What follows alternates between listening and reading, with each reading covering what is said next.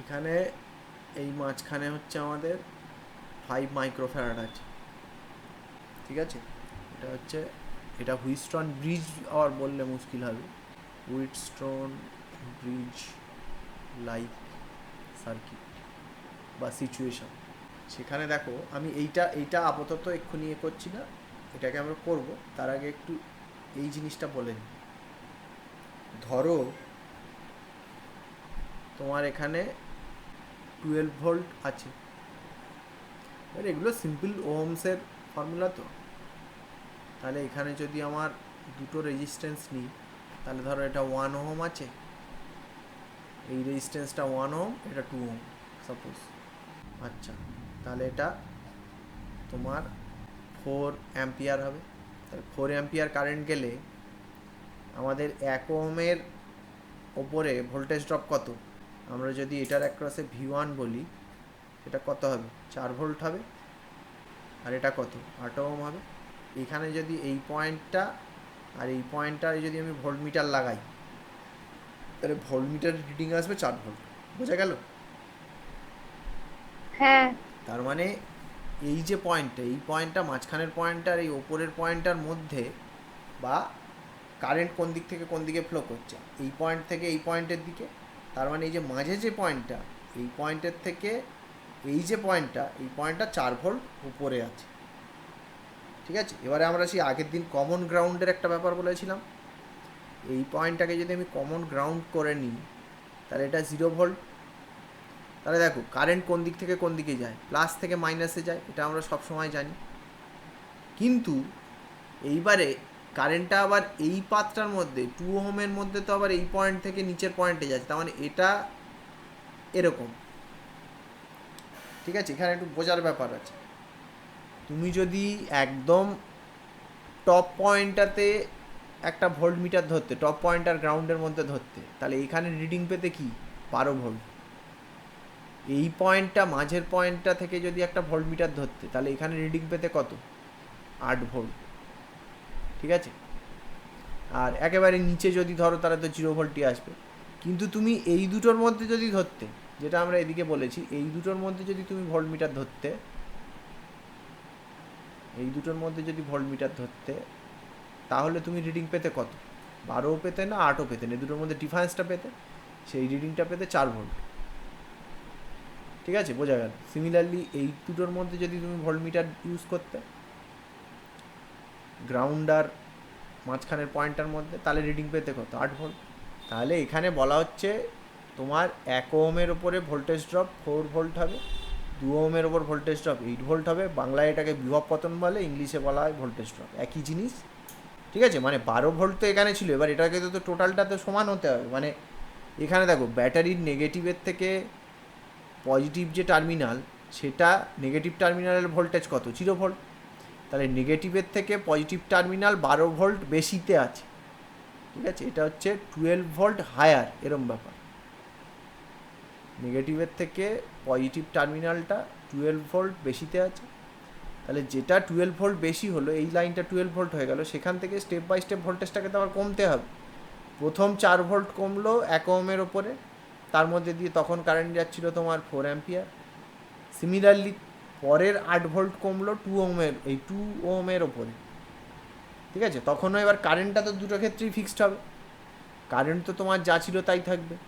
এটার মধ্যে দিয়ে কারেন্ট 4 অ্যাম্পিয়ার হলে, কেননা কারেন্টের তো আর অন্যদিকে যাওয়ার রাস্তা নেই, সার্কিট থিওরিতে যখন এদিক ওদিক ভাগ হয়ে যাবে তখন অন্যরকম হবে। এখানে এটার মধ্যে দিয়ে যদি 4 অ্যাম্পিয়ার কারেন্ট আসে, এর মধ্যে দিয়ে 4 অ্যাম্পিয়ারই আসতে হবে, কারণ এখান থেকে অন্য পাথ নেই। এটা আমি জাস্ট লাইনটা বুঝিয়েছি ভোল্টেজটা বোঝানোর জন্য। যাই হোক, তাহলে তুমি এখানে একটা জিনিস খেয়াল করো, যে আমার 1:2 রেজিস্ট্যান্স থাকছে। এখানে আমাদের রেজিস্ট্যান্সটা কিসে আছে? R1 আর R2, তাদের রেশিওটা হচ্ছে 1:2, R1/R2 = 1/2, ঠিক আছে। তাহলে রেজিস্ট্যান্স যদি 1:2 থাকে, তাহলে ভোল্টেজ ড্রপও দেখো 1:2 থাকছে। এটা কিন্তু রেজিস্ট্যান্সের জন্য। V1/V2 মানে কত? তোমার 4/8, সেটা কিন্তু হাফ। তাহলে এবার কথাটা হচ্ছে, রেজিস্ট্যান্স যে রেশিওতে আছে, তোমার ভোল্টেজও কিন্তু সেই রেশিওতে আছে। এরকম সার্কিট যদি হয়, দুটো রেজিস্ট্যান্স যদি থাকে, তাহলে এই সেম জিনিস ধরো এই সেম একই ধরনের সার্কিট, এটা 12 ভোল্ট আছে তো, এবার এটা 1 ওহম 2 ওহম যদি আমি না নিয়ে আমি যদি এই সেম জিনিসটা যদি এইভাবে নিতাম, ধরো 12 ভোল্টই নিলাম, আর রেজিস্ট্যান্সটা কত নেব, রেজিস্ট্যান্সটা অন্য রেজিস্ট্যান্স নেবো কিন্তু 1:2ই নেব।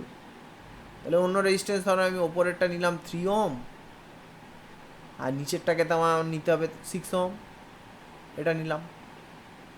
তাহলে এক্ষেত্রে এদের মধ্যে দিয়ে কারেন্ট কত যাবে, এক্ষেত্রে কারেন্টটা কত হবে 12/9, তাহলে 3 ওহম যেটা R1-এর অ্যাক্রসের যে ভোল্টেজ ড্রপটা সেটা কত হবে, মানে এখানে যে V1টা বা V3 যেটা হবে সেটা হবে 12/9, এটা কারেন্ট ইন্টু IR হয় ভোল্টেজ ড্রপ, তাহলে R মানে 3, তাহলে 3 কেটে যাবে, তাহলে এটাও দেখো 4 ভোল্ট আসছে।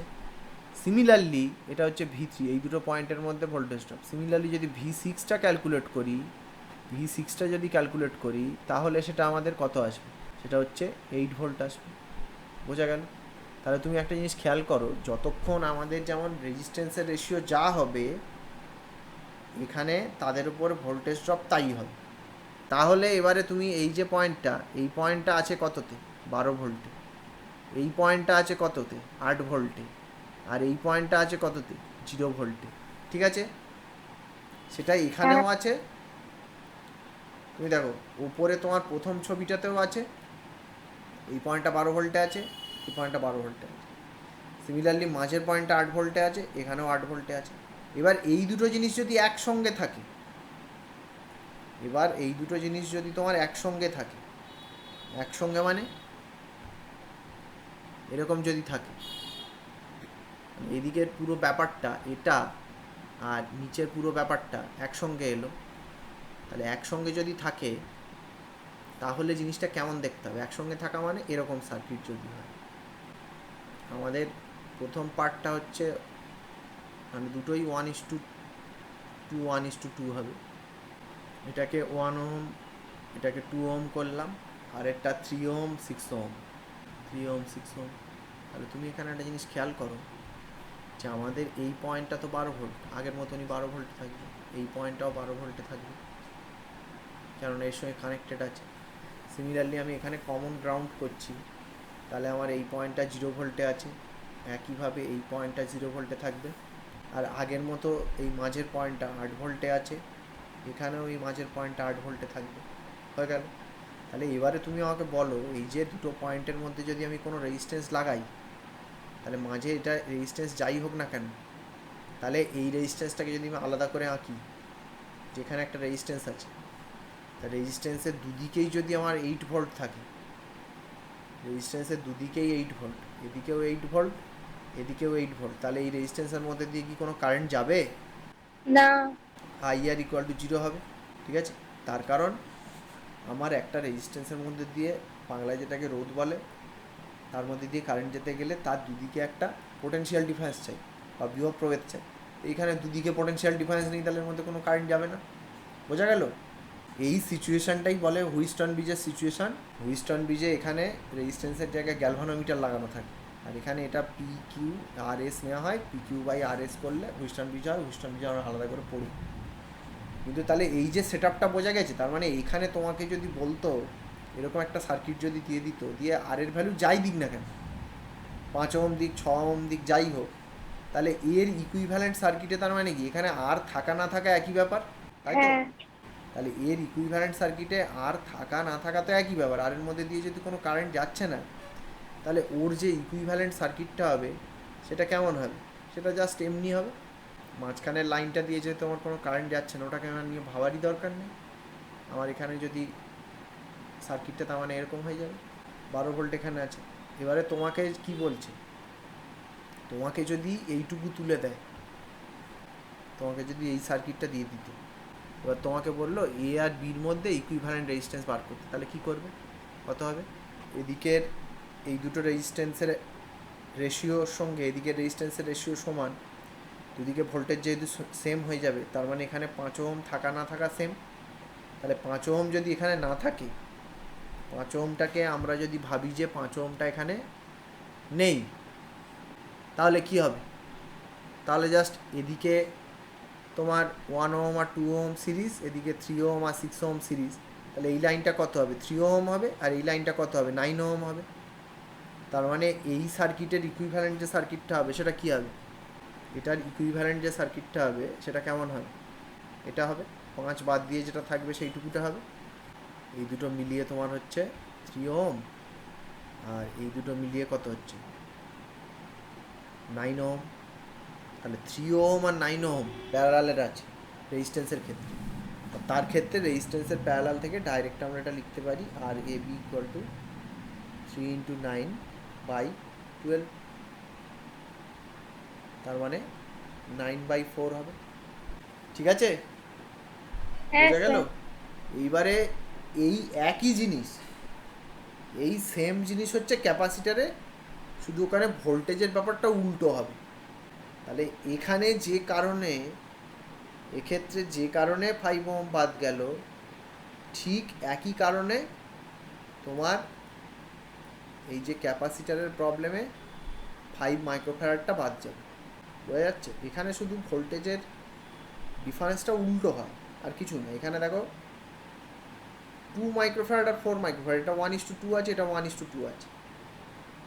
5 মাইক্রোফ্যারাডের যে ক্যাপাসিটারটা আছে তার দুদিকে কোনো পোটেনশিয়াল ডিফারেন্স থাকবে না, সেই জন্য ওটাতে কোনো চার্জ থাকবে না, সেই জন্য ওটাকে আমরা নেগলেক্ট করতে পারি ক্যালকুলেট করার জন্য। তাহলে এইভাবে যদি আমরা এটাকে করি, এটা যদি 12 ভোল্ট বলে দিই। আচ্ছা, এখানে দুটো ক্যাপাসিটার সিরিজে আছে, তাহলে ক্যাপাসিটারের সিরিজে কি হয়? দুটো ক্যাপাসিটারে সেম চার্জ থাকে, মনে আছে তো? হ্যাঁ স্যার।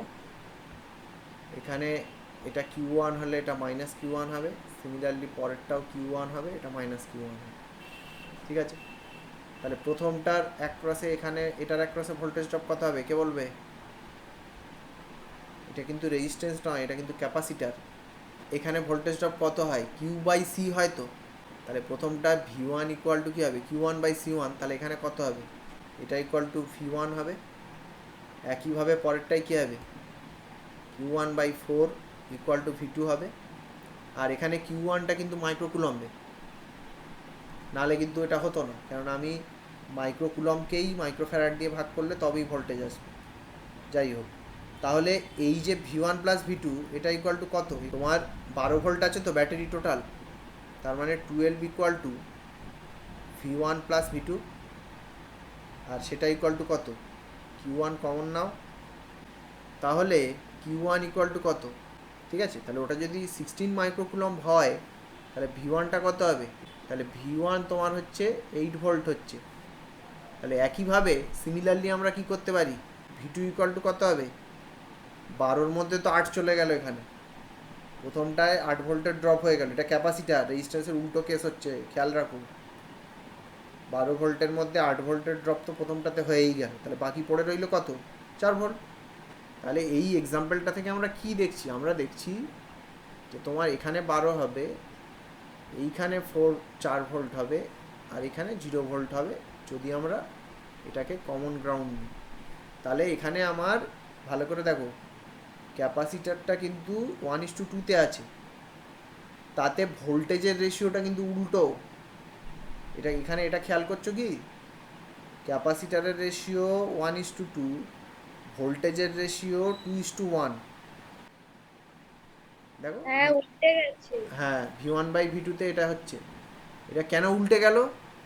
তার কারণ চার্জটা সমান ছিল।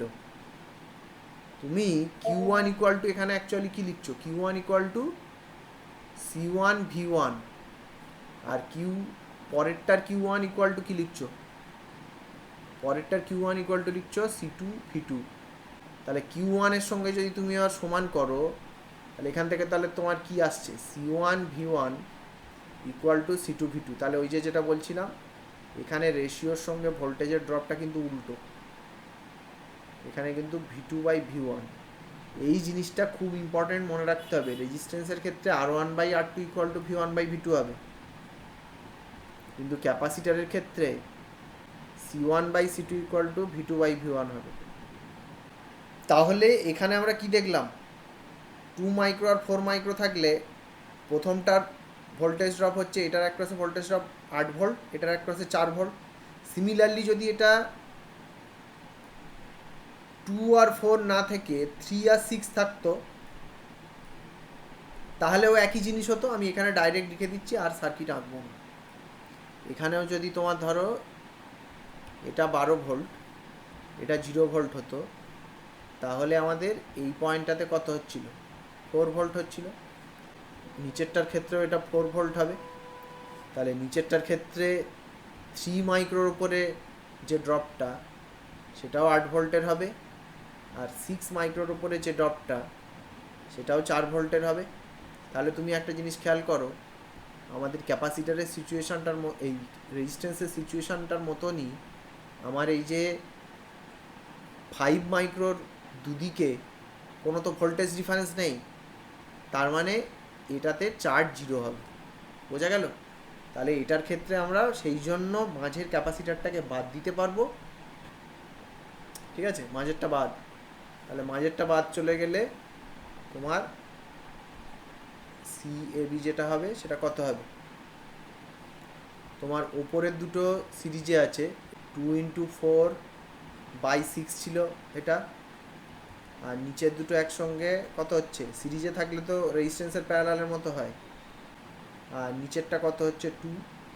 তাহলে ওপরের দুটো এবারে দুটো প্যারালাল, তাহলে সেটা কত হবে? 4/3 + 2 এত মাইক্রো। তাহলে সেটা আলটিমেটলি কত দাঁড়াচ্ছে? তোমার 10/3। এবারে কেউ যেন খবরদার ভেবো না যে এই অঙ্কটা করতে গেলে আমাকে এই সব দেখাতে হবে। তুমি যখন এই অঙ্কটা করবে তখন তোমাকে বলতে হবে জাস্ট এই জিনিসটা বলে দিলেই হবে। 3:6 এই দুটো যেহেতু সমান, সেই জন্য আমাদের 5 মাইক্রোফ্যারাডের দুদিকে ভোল্টেজ ডিফারেন্স থাকবে না, এইটুকু বলে 5টা বাদ দিয়ে করলেই হবে। তোমাকে ওখানে কিন্তু এগুলো আমি বোঝানোর জন্য মাঝখানের জিনিসগুলো করলাম, কিন্তু তোমাকে কিন্তু ওসব বোঝানোর দরকার নেই। তোমাকে এই অঙ্ক দিলে তুমি জাস্ট এখানে লিখবে অ্যাজ 2 ক্যাপাসিটার রেশিও আর সেম, সেই জন্য তোমার এই 5 মাইক্রো দুদিকে there will be no potential difference across 5 microfarad. তাহলে সেই জন্য we can neglect that capacitor, ওই ক্যাপাসিটারটাকে আমরা নেগলেক্ট করে দিতে পারি। তাহলে আমাদের ইকুইভ্যালেন্ট সার্কিট হবে ওই নিচেরটা, মানে এই যে স্টার দেওয়া আছে। তুমি এইসব কিচ্ছু করার দরকার নেই তোমাকে, তুমি তারপরে এখানে চলে আসবে, ওইটা বলে তুমি এখানে চলে আসবে, এখানে চলে এসে ইকুইভ্যালেন্ট সার্কিটটা এটা করবে, করলে হয়ে যাবে। আর এই জিনিসটা হচ্ছে নিউ ইকুইভ্যালেন্ট সার্কিট। ঠিক আছে, তাহলে কেন বাদ দিতে হবে সেটা ভালো করে বোঝা গেল তো? অনেকে ওটা বাদ দিতে হয় এরমভাবে চালিয়ে দেয়, সেটা চালিয়ে দেবে, পরে তোমার এত কিছু মনে থাকবে না, সেটা কোনো সমস্যা নেই। কিন্তু প্রথমে অন্তত একবার জিনিসটাকে ভালো করে বোঝো যে কেন আমরা মাঝখানের 5 মাইক্রোটাকে বাদ দিচ্ছি। হ্যাঁ, সেটা প্রথমে তোমাকে একবার ভালো করে তো বুঝতে হবে অন্তত।